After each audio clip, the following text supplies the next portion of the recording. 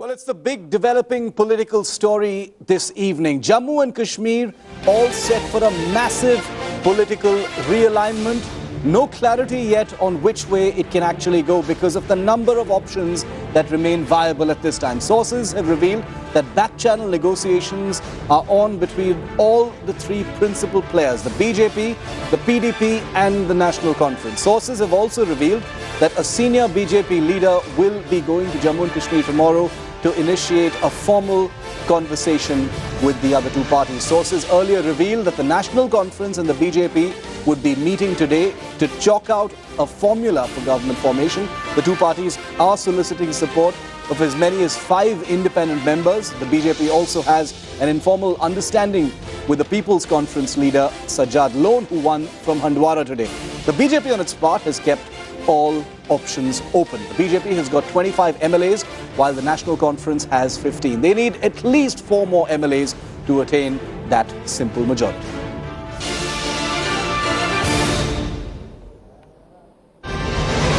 Well, let's take you through the big takeaways of the Jammu and Kashmir verdict. Let's go through them one by one. Number one, it's the BJP's best ever show in the state, but its mission 44 plus, very high profile, supported by Narendra Modi, has definitely flopped. The Modi wave has failed to win voters in the Kashmir Valley. The BJP has made inroads in Muslim majority parts of Jammu that will be seen as a gain for the BJP. The Congress has actually done better than expected in Jammu and Kashmir. Meanwhile, the face saver for the Congress is that it is the only party, no mean feat, to win seats in all 3 regions of Jammu and Kashmir. Well, he may be down, but he's not out. Outgoing Jammu and Kashmir Chief Minister Omar Abdullah has spoken out. But on your screen right now are the final tally numbers. Take a look at the numbers on your screen. Those are the final figures in the 87-member assembly in Jammu and Kashmir. The PDP, the single largest party with 28, followed by the BJP, a strong showing but far short of its 44 plus mission at 25. The National Conference, Omar Abdullah says he's very satisfied, extremely satisfied, the words he used for the 15 MLAs that he has in hand. Congress delivering better than expected as well, leaving the stage open to a multiplicity of possibilities. Well,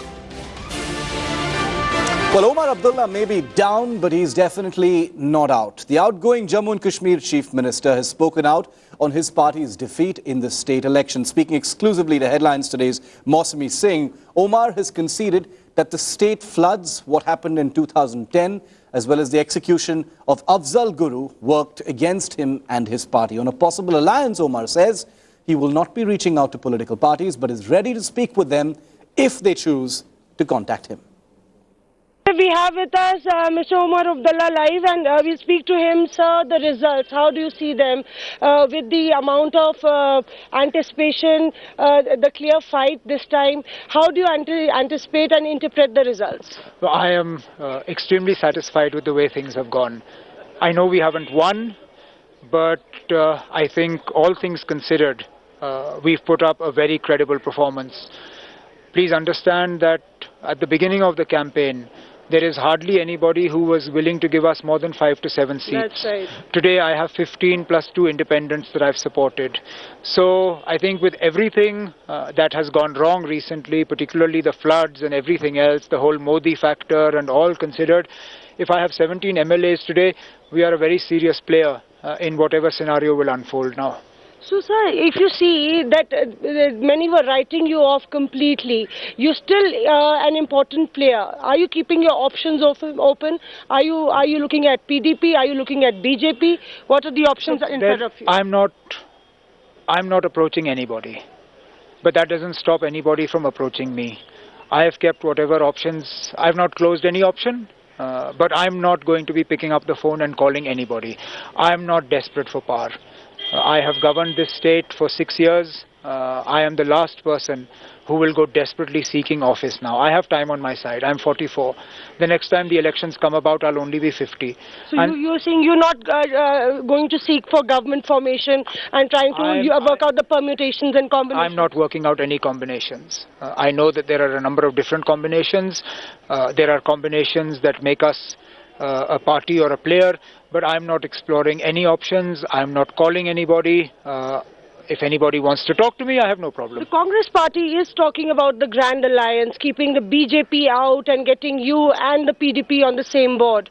How do you weigh that? That would probably be my least preferred option. It's not an option. It's not an option I'm interested in. If the Congress wants to be a part of government formation, they can do it on their own. They shouldn't talk to me. I said we are in the process of exploring the possibilities, exploring the formations, and we will do what is best for the people of Jammu and Kashmir. That's what was going to. सारे विकल्प खुले हैं, BJP की सरकार बनाने का विकल्प भी खुला है, किसी को समर्थन देने का भी विकल्प खुला है और किसी की सरकार में शामिल होने का भी विकल्प खुला है। तीनों विकल्प खुले हैं। भारतीय जनता पार्टी बाकी की पार्टियां जो इनिशिएटिव लेगी इसके आधार पर निर्णय करेगी।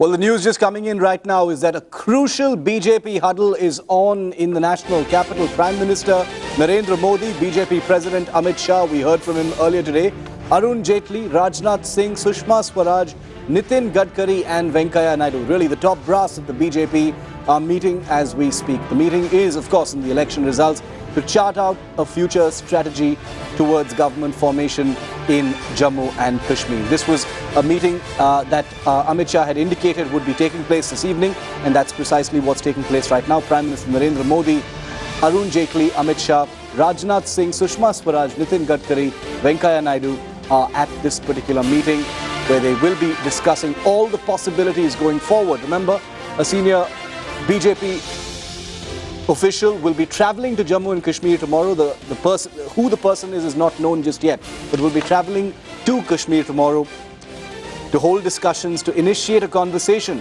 with the PDP and the National Conference. A meeting between the BJP and the National Conference was to have taken place today. We can confirm that it didn't take place today. Omar Abdullah himself said that no meetings had taken place. Those are likely to now take place tomorrow.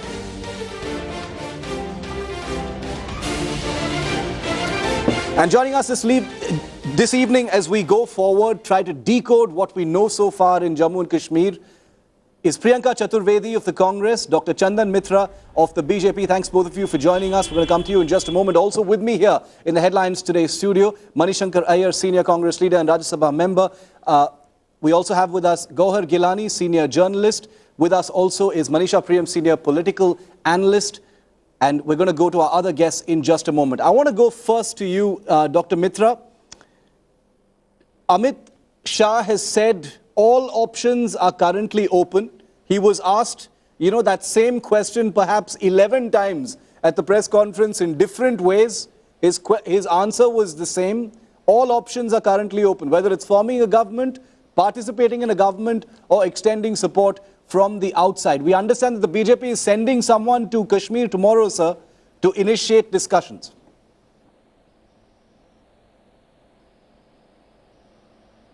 So what's your question? Could you throw some more light on what the BJP's thinking is right now, with all these options open? Well, I'm not privy to what the top brass is thinking. As you have just reported, the top brass of our party already are meeting today. Tomorrow the party's parliamentary board will meet and they will obviously finalize the strategy by then. An emissary is going from here for preliminary exploration in Srinagar. So we will know by tomorrow how it pans out. But why can't the BJP be more specific, Dr. Mitra? What does all options open really mean? All option open is all options open. Now, Mr. Amit Shah explained it very clearly. The possibility of BJP forming a government and seeking support from other parties, BJP joining a government led by somebody else, and not joining a government and allowing others to form a government. So these are all viable and available options. Let things pan out by tomorrow evening after negotiations. If something works out, it will happen. Things don't happen instantly at the demand of TV cameras. These things depend on a lot of backroom work. lot of behind the scenes discussion and exchange of views and terms and conditions. So these things take time, and I don't think anybody should be in a hurry to form a government in Jammu and Kashmir. Okay, nobody's in a hurry to form a government, including the PDP, which has said that it's going to take its time, deliberate in great detail about all, all available information before actually taking a call, because the cards really are all stacked with the PDP at this point of time. Priyanka Chaturvedi, where does the Congress find itself at this point of time?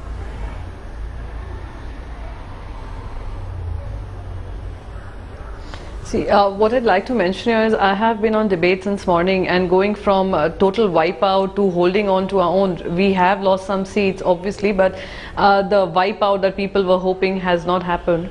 Well, that's not a cause of joy for us, really. We need to work hard, and we need to really win the trust of the people all over again. And this assembly elections also, whether it's Jharkhand or Jammu and Kashmir, should be taken as a lesson as to how we can better ourselves. And in 2015 we come out stronger as far as creating strong state leadership is concerned, reaching out to the people, understanding where we went wrong, and really winning the trust of the people all over again. Because Priyanka, Amit Shah, as you no doubt heard earlier today, said that the results in Jammu and Kashmir, for what they are an indication of one step further in the BJP's whole Congress Mukt Bharat ideal. Well, the Congress has apparently done better than expected. How would you respond to that?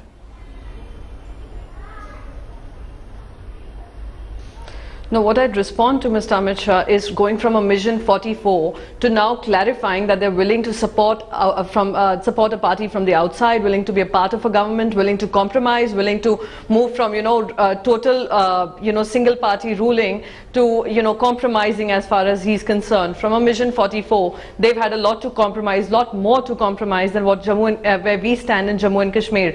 We were at 17 then, we are at 12 now. So as far as we being a stakeholder, we continue being that. But for BJP, it's definitely quite a fall and quite an explanation for Mr. Amit Shah to do about Congress Mukt Bharat. As far as Jharkhand and Jammu and Kashmir were concerned, we were in alliance with a party. We were not single-handedly managing the show.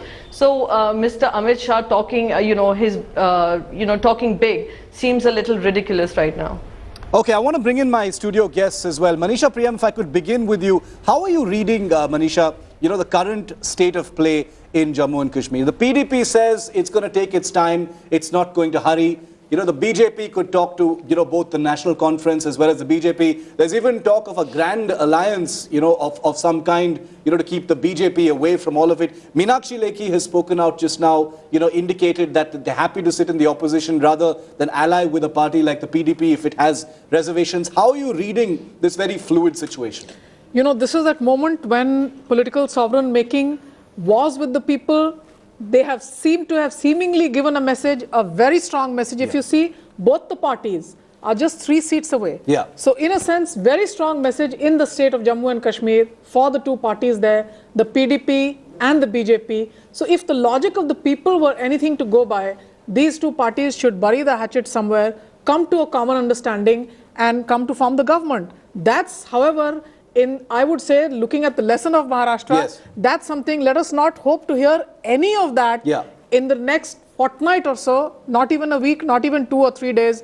In the next 2 or 3 days, the first few signals that we will get will all be very misleading and confusing signals, largely to up the ante on the part of both of them. Both of them are very strong performers, and Mr. Mufti Mohammad Saeed, he is not an ordinary chief minister. He's a special chief minister of a special state. So he would like to up the ante for himself, pretend to be the chief minister of Jammu and Kashmir, which he's not, nearly as many seats as he has. Absolutely. Is there with the BJP also. So you're going to see both of them literally. A lot of brinkmanship. Not just brinkmanship. They will be going out of the 2 doors of the same room. Right. And we'll almost get to see in the next week or so, they're not going to form the government. But what I can clearly see is that at this point of time, no political party would like to do business with the Congress party. Certainly the taint of the Congress is costing its heavy through the length and breadth. I would say that barring Kerala, I can't see where else is a political party willing to do business with the Congress, and that's clearly going to be something,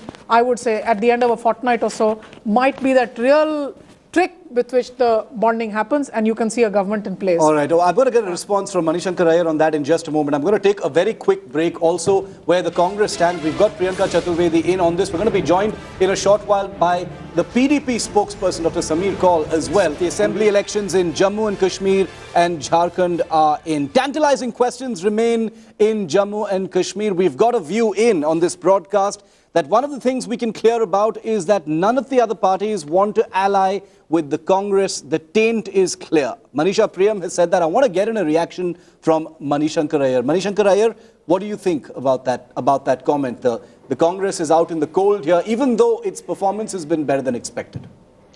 Number one, the BJP has been definitively rejected in the valley, and the PDP has been definitively rejected in Jammu. Therefore, an alliance between the two would mean the betrayal of both the people of Kashmir as well as the people of Jammu.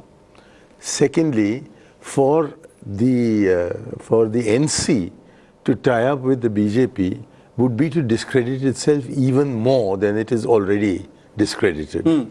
So third, while Manisha may not want to join up with me, I think at the end of the day, the most likely scenario is for the PDP to realize that its best ally would be one which has a presence in all the three regions of Jammu Kashmir. Okay. And therefore, I think it's very far-fetched and highly prejudiced to suggest that we've become the untouchable, right, and that nobody is going to ally with us anywhere in the country. Because I'm sorry, Manisha, but we're still going to be around for a long because time. The BJP seems to suggest that, like the Congress used to call them, untouchable in the state, it's now the other way around. So you're suggesting that it's impossible to even imagine that the PDP will No, it's not impossible to imagine. People do make mistakes to get short-term advantage, but you're saying that you don't think affects them in the long term.